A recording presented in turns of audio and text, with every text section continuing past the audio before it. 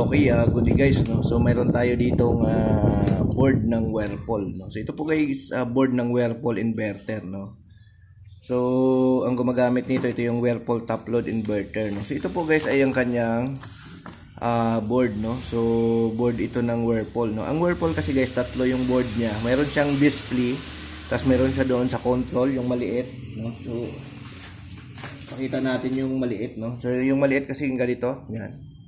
Yan, ito yung sa control, ito yung maliit, tapos ito naman yung sa ilalim, no, yung sa inverter niya, sa power supply nandito na rin, pati yung sa motor, no. So ang problema guys, kapag nagkaroon siya ng error na ED2 error, no, usually guys ang naging problema itong board na to, no, ito usually, no.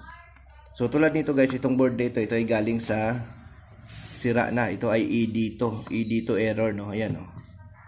Yan. So dito pa lang guys, mache-check na natin, no, yung sira niya. Kukuha lang kayo guys ng tester, no. Ayan. Lagay natin sa resistance. Ayan. Tapos sukatin natin to yung IPM, no. Ito yung nakakonect yung motor, no. So yung tatlong terminal na to guys, so ayusin na natin, no.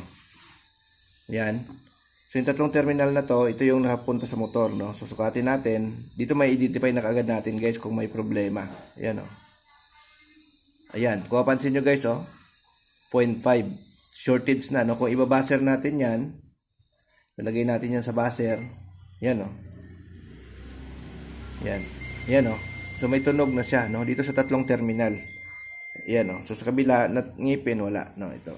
Ayan. So itong isang terminal, nagkakaroon na siya ng buzzer, no, kaya shortage na siya, no. So yun po ang problema kapag nagkaroon siya ng ED2, no. Oh, usually ito yung good, no, good na board. Tingnan natin, no? Sukatin natin yan. So pansin nyo guys, yan, no, wala siyang buzzer.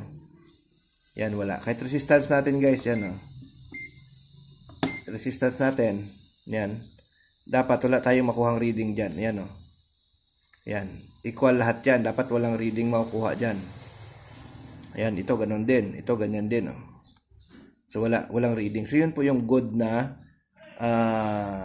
IPM, no. Pero basta pag ED to kasi guys, usually ito talaga yung board may problema. Ito yung palitan nyo, no. So ayan, oh. Ayan. Ayan. Ayan, shortage. Ayan. Ayan. Ito, yan. Ito dyan. Nagkakaroon na rin siya ng reading, no. So ibig sabihin, sira na talaga ito, no. Ayan. So, ito naman, yung case sa dito, ano yan, medyo maliit yung case niya dito, no, sa board na to, no. Usually talaga ang dito guys, nandito. Itong board na ito, kasi nagkakaroon siya ng shortage, no. Kaya naglalabas siya ng ED2. Yung mga Whirlpool na inverter, no. Okay, no. So, sana makatulong yung video natin doon sa mga baguhan. Thank you, bye-bye.